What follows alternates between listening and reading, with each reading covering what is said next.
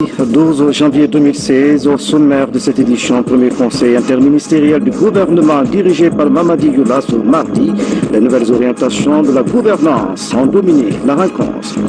3 femmes à la barre, le procès se déroule au TPI de Marfanco. Elles sont accusées de fabrication et du commerce des faux médicaments. Chan 2016, le CINI local est dans les préparatifs à Johannesburg où il a livré une marche amicale contre la Côte d'Ivoire. Mesdames et messieurs, bonsoir. Merci de votre attention et bienvenue dans cette édition qui s'ouvre sur un décret du chef de l'État. Décret D 2016-009 PRG-SGG portant nomination d'un haut cadre à la présidence de la République. Le président de la République, vu la Constitution, décrète, article 1er, Maître Mori Doumbouya, avocat à la Cour, est nommé agent judiciaire de l'État en remplacement de Maître Gourissi So, appelé à d'autres fonctions. Article 2, le présent décret qui prend effet à compter de sa date de signature sera enregistré et publié au journal officiel de la République. Conakry, 12 mai 2016, signé professeur Alpha Condé, chef de l'État. Audience au palais Séoutouria. Le président de la République, professeur Alpha Condé, a reçu ce mardi des techniciens japonais de la TICAD. Au menu des entretiens, la reprise des projets arrêtés à cause de l'épidémie d'Ebola, les travaux de construction du pont Kaka seront bientôt relancés. Le résumé de cette audience avec Sanasi Keita. Après la page tournée de la fin de l'épidémie de la maladie à virus Ebola en Guinée, les autorités japonaises s'engagent à nouveau pour réchauffer les relations de coopération avec la Guinée. Au palais Sékou Touréa, ce sont les techniciens en charge de la réalisation de nombreux projets en Guinée, comme le pont de Kaka, qui sont reçus par le président de la République. Ces techniciens du pays du soleil levant n'ont pas manqué de manifester leur désir au professeur Alpha Condé en ce qui concerne la reprise très imminente de toutes les activités enveilleuses en Guinée. Aujourd'hui, je me suis rendu visite avec la délégation de la JICA, composée de techniciens surtout, en vue de relancer les projets en suspens à cause de l'Ebola. Tout d'abord, la mission a visité le fameux pont Kaka. Donc, ils ont vu l'état actuel des choses et ils ont bien constaté qu'il n'y a pas de problème technique pour recommencer. Et donc, ils ont programmé le plus tôt possible le détail technique des travaux. Déjà, à la fin de ce mois de janvier, l'équipe japonaise va commencer pour recommencer les travaux de pont de Kaka. Et ils ont discuté aussi plusieurs projets en suspens, entre autres nouveau port artisanal de Caporé aussi. Et d'ailleurs, on a discuté aussi plusieurs futurs de coopération aussi. Le président de la République se félicite de cette reprise effective des relations de coopération entre Conakry et Tokyo. Nous sommes très heureux aujourd'hui du retour de la délégation japonaise et pour relancer la coopération dans le domaine des infrastructures comme le pont de Kaka et d'autres, mais aussi dans le domaine de la pêche en ce qui concerne le Bakadé de Boulbiné et celui de Kaporo. Mais aussi le programme post-Ebola à la réunion de New York des grandes puissances et puis des engagements. Donc nous pensons donc grâce à Dieu avec la fin de l'Ebola que la coopération japonaise, vous avez vu, l'Ebola est fini le 29, ils sont déjà là. Donc ça montre la volonté vraiment du Japon de nous accompagner. L'implication forte du Japon aujourd'hui dans le développement socio-économique de la Guinée est une réponse à la visite effectuée par le président de la République en 2013 à Yokohama. Visite au cours de laquelle professeur Alpha Condé a discuté avec le Premier ministre Shinzo Abe du renforcement des relations d'amitié et de coopération entre le Japon et la Guinée. Dans ces échanges, nombreux sont les projets qui avaient été évoqués, notamment la construction du pont de Kaka et de plusieurs débarcadères. Aujourd'hui, cette promesse se matérialise entre la Guinée et le pays du soleil levant, avec en prime le renforcement et la diversification des relations de coopération mutuellement avantageuses. Premier conseil interministériel du nouveau gouvernement dirigé par Mamadi Youla. La rencontre a porté sur les nouvelles orientations pour améliorer la gouvernance et relancer l'économie après l'épidémie d'Ebola. Voici le compte rendu signé de Adi Kamara. le tout premier conseil interministériel depuis l'installation de la nouvelle équipe gouvernementale dirigée par Mamadi Youla. Sur leurs épaules repose la confiance du chef de l'État, le président de la République, professeur Alpha Condé, les défis et les attentes d'une population assoiffée de changement. Conscients alors de l'immensité de leurs tâches, ces hauts commis de l'État sont déjà à l'œuvre. Ouvrir les portes du pays aux investisseurs et bailleurs de fonds pour accompagner la dynamique de changement enclenchée par le président de la République, professeur Alpha Condé, en vue de créer l'emploi et la richesse tant en milieu urbain que rural, en améliorant bien sûr la qualité des services sociaux de base. Par ailleurs, le nouveau gouvernement entend travailler à donner un sens à la volonté des Guinéens de bâtir un environnement des plus favorables pour une économie et une société stable et prospère. Et puis, sur un autre plan, le Premier ministre chef du gouvernement s'est entretenu ce mardi avec les ambassadeurs du Japon et de Grande-Bretagne. Les diplomates étaient venus exprimer leur soutien aux nouveaux locataires de la primature. Ils ont aussi parlé de la coopération internationale. Passation de service au ministère de la coopération, de la santé et du plan. Les ministres sortants ont fait état de leur bilan et les entrants se sont engagés à mieux qualifier leur département. C'est le secrétaire général du gouvernement qui a présidé les cérémonies. Haya Ramatoulaye Touré, Yeneya Sane, reportage. Après quelques années passées aux affaires, les ministres Koutoubou Moustapha Sano de la coopération, Sékou Traoré du plan, colonel Rémi Lama de la santé passe le témoin à Abdraman Diallo et Madame Mamakani Diallo. Les ministres sortants ont rappelé les acquis durant leur passage à la tête des différents départements. Les ministres entrants, eux, ont dans leur discours balisé le chemin à suivre les prochains mois dans les départements respectifs. Ils sont déterminés à insuffler plus de dynamisme dans le fonctionnement des différents départements. Notre action à la tête de ce département portera essentiellement sur le renforcement des capacités de notre système de santé qui a montré toutes ses faiblesses avec l'apparition de l'épidémie de la maladie à virus Ebola. L'ampleur des dégâts causés au sein des populations et du corps médical en témoigne. À court terme, nous reconstruirons ce système fortement ébranlé et veillerons à ce que les normes de vigilance nécessaires soient observées pour éviter toute possibilité de réapparition de la maladie et prévenir la survenue d'autres affections à caractère épidémique. Après une belle carrière internationale de plus de 30 ans à l'extérieur, la nouvelle patronne du ministère du Plan et de la Coopération parle d'urgence pour redorer le blason de son ministère. Je mesure pleinement l'ampleur des défis à relever. Dans ce nouveau schéma qui voudrait une association harmonieuse des fonctions de programmation-planification à celles de mobilisation de ressources financières et de coordination de l'aide extérieure dans un monde de plus en plus interdépendant. Dans les prochains jours, il s'agira de penser aux mesures stratégiques à mettre en place afin que non seulement les attentes du gouvernement et de nos partenaires se réalisent, mais surtout que le ministère du Plan et de la Coopération internationale apporte une contribution de qualité à la satisfaction des besoins de nos populations. À ces différentes passations, les syndicats ont leur soutien au nouveau chef de département.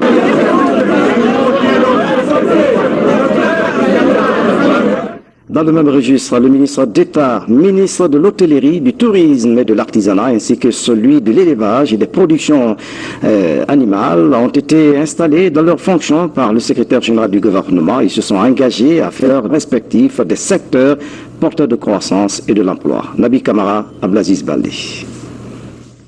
Arrivé ici avec mes modestes connaissances, je pars avec une expérience enrichie des questions d'élevage. Ceci est à mettre au crédit de l'ensemble de mes collaborateurs. Propos hier de Tcherno Ousmane Diallo, qui quitte le ministère de l'élevage et des productions animales pour laisser place à Mohamed Tal.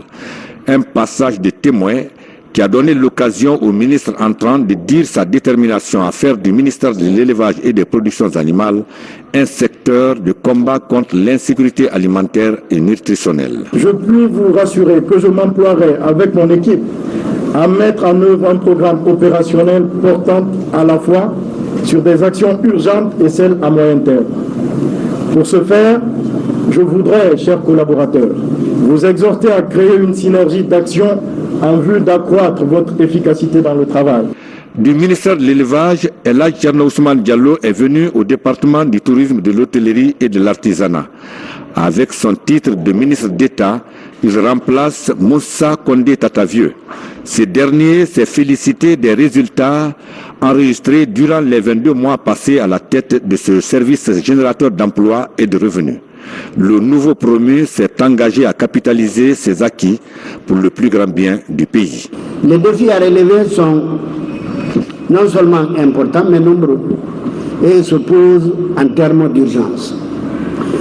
Pour les relever, je me propose de mettre en place un programme qui sera appuyé par des actions urgentes à court terme et moyen terme. C'est le secrétaire général du gouvernement qui a présidé ces différentes cérémonies de passation de services. Le ministre de la Pêche et de l'Aquaculture a tenu une réunion de prise de contact avec les travailleurs de son département. Il a été question de définir les nouvelles orientations qu'il compte imprimer à son ministère. Mohamed Seyatsouma signe ce reportage. C'est la toute première rencontre entre André Loa avec ses collaborateurs et acteurs de la pêche. La définition de nouvelles orientations est brièvement établie. L'objectif dans un délai pressant est de contribuer efficacement au budget national. Il a été question de passer en revue les préoccupations que nous avons, surtout que le ministère est désormais réputé comme un ministère de recettes de l'État. Nous devons tout mettre en œuvre pour que les ressources financières qui doivent provenir de ce secteur soient sécurisées et surtout qu'on puisse jouer la transparence dans la plupart des activités ou dans l'essentiel des activités du département. L'une des priorités est de promouvoir la compétence guinéenne alors que la délivrance des licences amène des réflexions. Une commission va être mise en place pour assurer l'opération. Ça a été une première, cette concertation sur la définition des quotas de licence et l'octroi des permis. Nous allons voir avec les différents services techniques maintenant comment appliquer. Nous attendons les prochains jours pour voir ce que nous pourrons faire ensemble. Mais le but ici, c'est non seulement redonner un autre blason au ministère des Pêches et de l'Aquaculture et puis renforcer ce que nous avons. La pêche guinéenne attend des réformes pendant que le pays est qualifié à l'international de non-coopérant.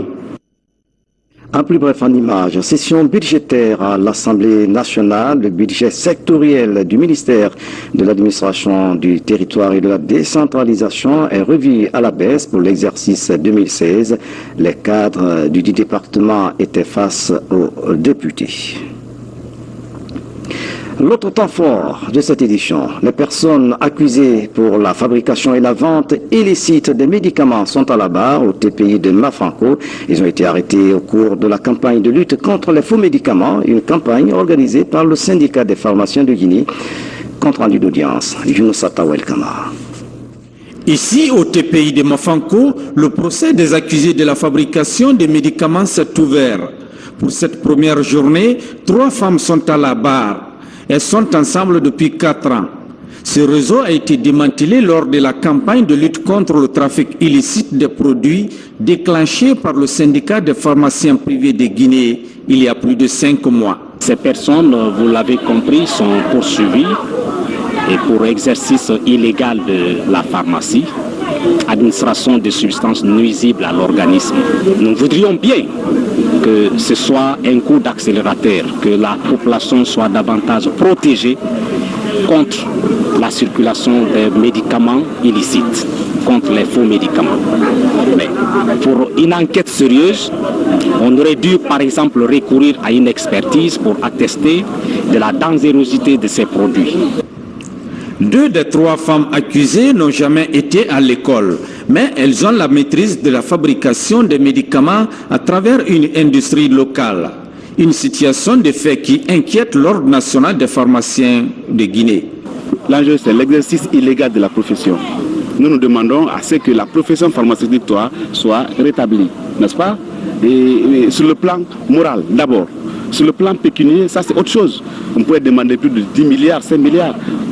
Est-ce que vous voyez l'incidence de la fabrication des faux médicaments, n'est-ce pas, sur le circuit de médicaments en Guinée? On ne peut pas évaluer. Le verdict final de ce procès est prévu pour la semaine prochaine, ici au TPI de Mafanko.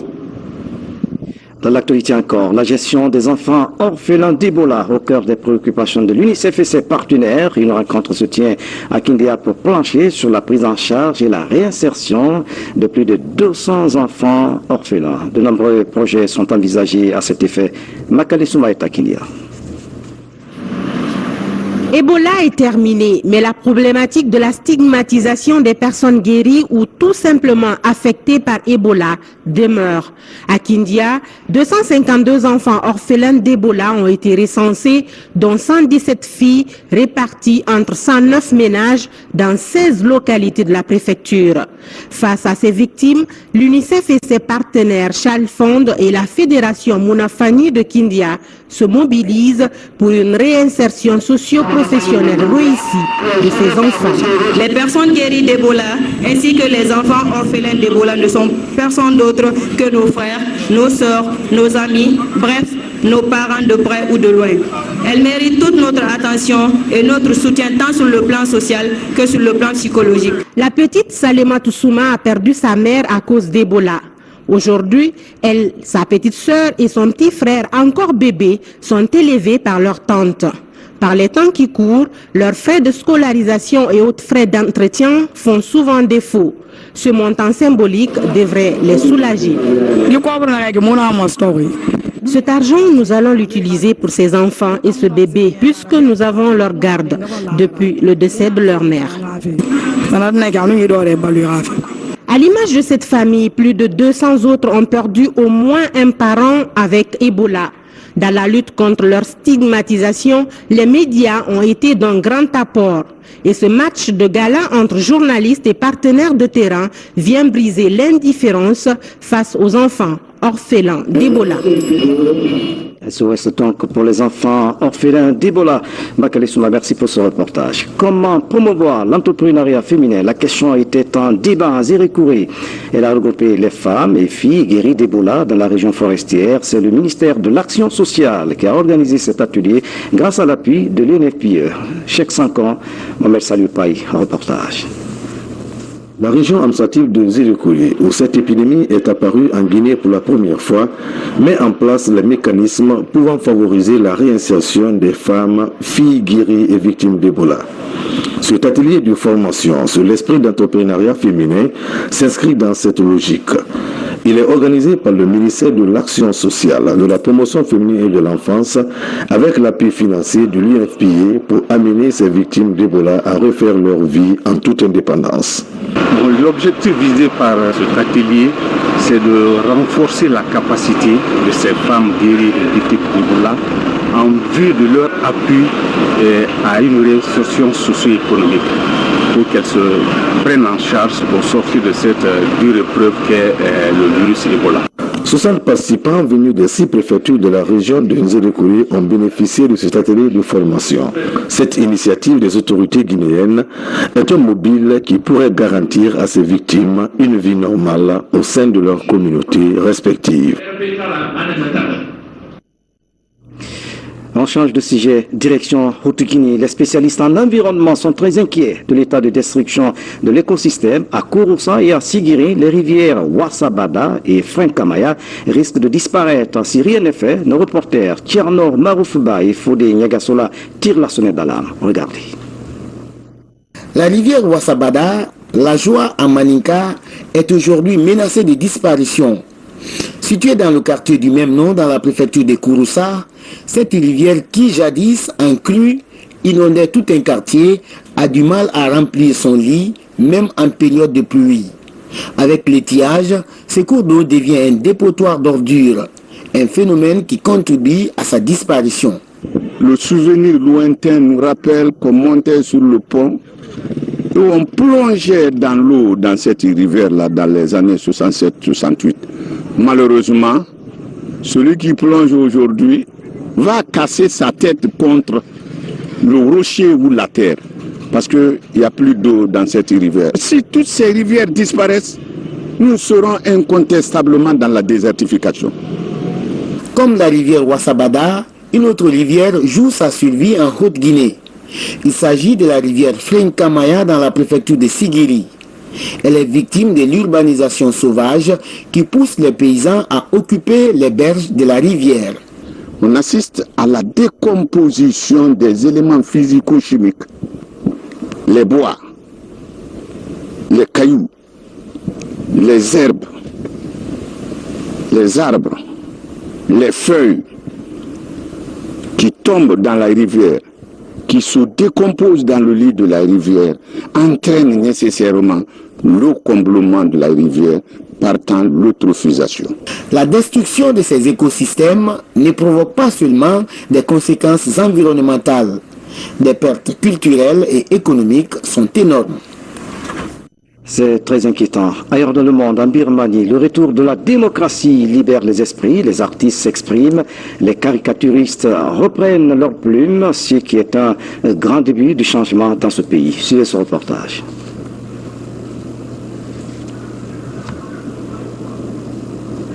Pendant les décennies du régime militaire, ce caricaturiste birman a constamment tenté de contourner la censure avant d'être obligé de s'exiler.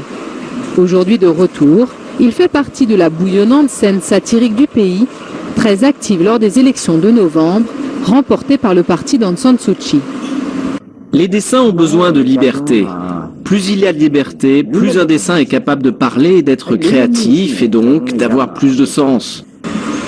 En Birmanie, les séquelles de décennies de junte militaire ne manquent pas, et les sujets de satire non plus. Et la victoire de Suu Kyi est un nouveau test pour les caricaturistes. Sera-t-il possible de dessiner la dame de Rangoon, icône de la démocratie? Personnellement, je ne veux pas l'insulter avec de mauvaises reproches, mais je la critiquerai si son parti fait quelque chose de mal, alors qu'ils disent travailler pour le peuple. Après des années de censure, le public est avide de découvrir cette sorte d'humour, comme en témoigne l'affluence lors d'un festival de caricature à Rangoon. Les dessins peuvent stimuler le débat et permettre d'envoyer un message.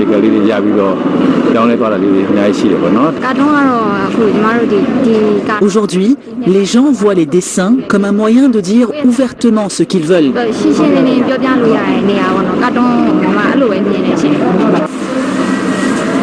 Mais certains sujets restent toujours tabous dans le pays. Se moquer de l'armée est toujours aujourd'hui totalement inconcevable. Sport, avec l'ouverture ce matin à Conakry d'un atelier sur la gestion du football professionnel. Il est organisé à l'intention des secrétaires généraux des clubs de la Ligue 1 et 2, la régionale olympique, Mami et Bellamou. Reportage.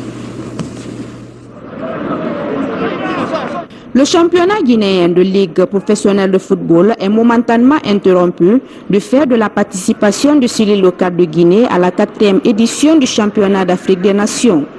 En attendant la reprise, le bureau exécutif met à la disposition des secrétaires généraux des clubs de la Ligue 1 et 2 une formation axée sur la gestion du football professionnel en Guinée. Il y a 2 mois, 9 jours, que la Fédération guinéenne de football qui est en charge du football guinéen avait décidé de procéder à un certain nombre de changements, notamment changer d'amateurisme pour venir au professionnalisme. Quand vous opérez une mutation comme ça, il faut bien penser à la qualité, à la méthodologie procédurale de l'administration. Parce que amateur, c'est une chose, professionnel, c'est une autre chose. Il fallait donc faire venir les secrétaires généraux qui sont chargés de l'administration pour essayer de leur donner les notions essentielles du professionnalisme. 24 secrétaires généraux des clubs de la Ligue 1 et 2 du pays prennent part à cette formation. Durant 2 jours, ils seront édifiés sur leur rôle et fonctions en matière de la gestion sportive et la gestion financière d'un club. On ne peut plus aller sans la formation. Je crois qu'il faut que nous soyons dans la capacité de changer notre façon d'être, notre savoir-être.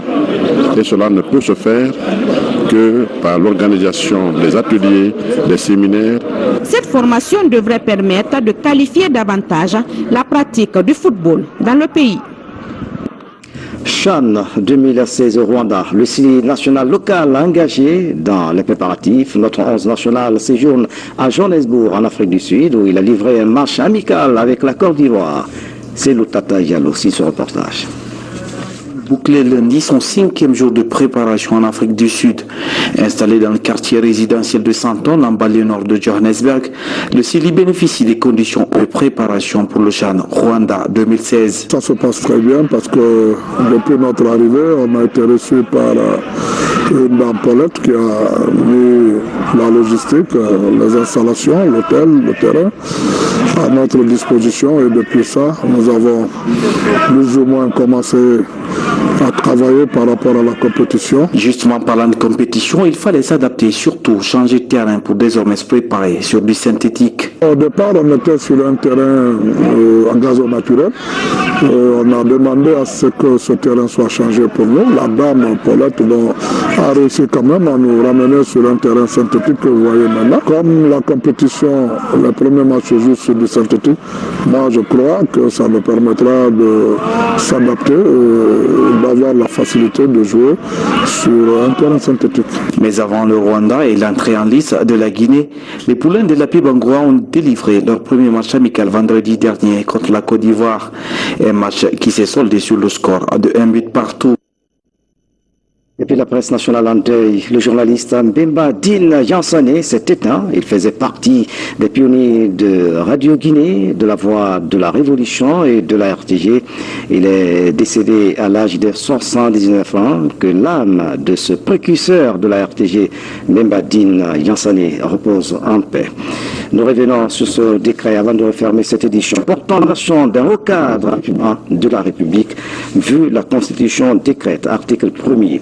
Maître Mouri Doumbouya, avocat à la Cour, est nommé agent judiciaire de l'État en remplacement de Maître Gourissi So, appelé à d'autres fonctions. Article 2, le présent décret qui prend effet à compter de sa date de signature sera enregistré et publié au journal officiel de la République, Conakry, le 12 mai 2016, signé professeur Alpha Condé, chef de l'État. C'est la fin de cette édition à tous. Merci de nous avoir suivis. Excellente soirée. Où que vous soyez dans le monde. À demain.